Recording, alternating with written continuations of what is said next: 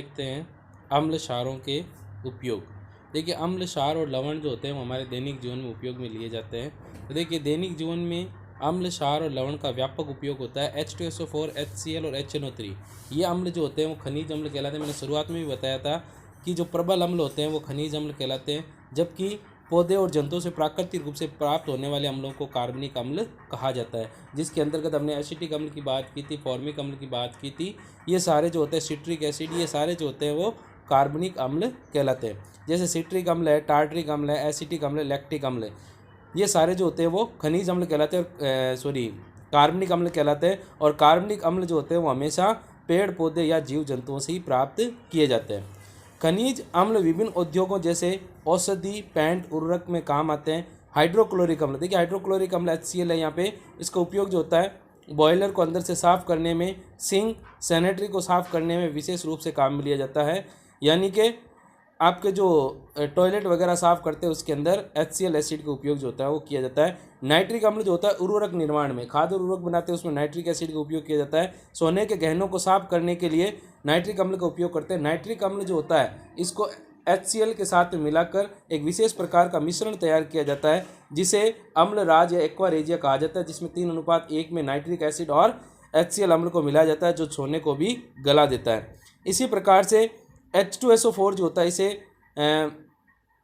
अम्लों का राजा कहा जाता है। इसका उपयोग जो होता है वो सबसे ज़्यादा उद्योगों के अंदर और कार बैटरियों के अंदर किया जाता है। और किसी देश की औद्योगिक प्रगति का विकास जो होता है उस देश के अंदर सल्फ्यूरिक एसिड की खपत के आधार पर निर्धारित किया जाता है। ये बोर्ड एग्जाम में भी प्रश्न पूछा गया है कि किसी देश की औद्योगिक प्रगति जो होती है वो किस आधार पर देखी जाती है, तो वो H2SO4 की खपत के आधार पर देखी जाती है। जिस देश में H2SO4 की खपत ज़्यादा होती है उस देश का औद्योगिक विकास जो होता है वो ज़्यादा होता है।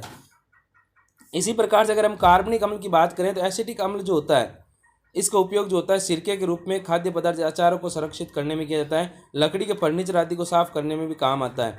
देखो, अचार जब बनाते हैं तो उसमें एसिटिक अम्ल या सिरके का उपयोग जो होता है वो किया जाता है, जिसके कारण अचार जो होता है वो लंबे समय तक खराब नहीं होता है।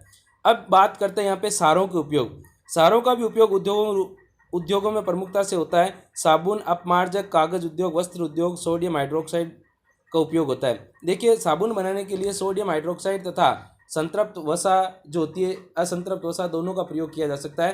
तेल का प्रयोग करते हैं, तेल और कास्टिक सोडा, सोडियम हाइड्रोक्साइड को मिलाकर जो होती है साबुन बनाई जाती है।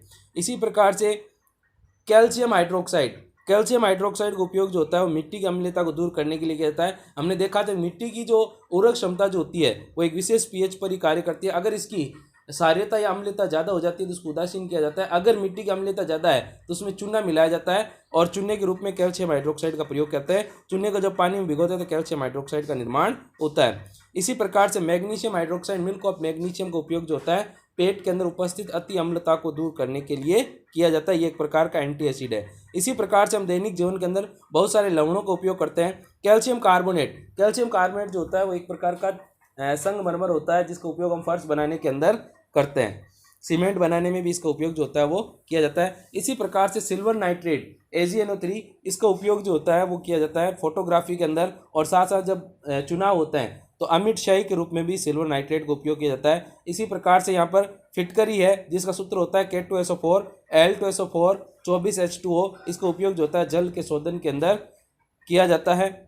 इसके अलावा बहुत से लवण हैं जिनका उपयोग जब दैनिक जीवन के अंतर्गत हम करेंगे। आगे पढ़ेंगे हम सोडियम क्लोराइड, नमक का उपयोग किस प्रकार से हम अलग अलग उद्योगों के अंदर या विभिन्न पदार्थों के निर्माण के अंदर भी कर सकते हैं।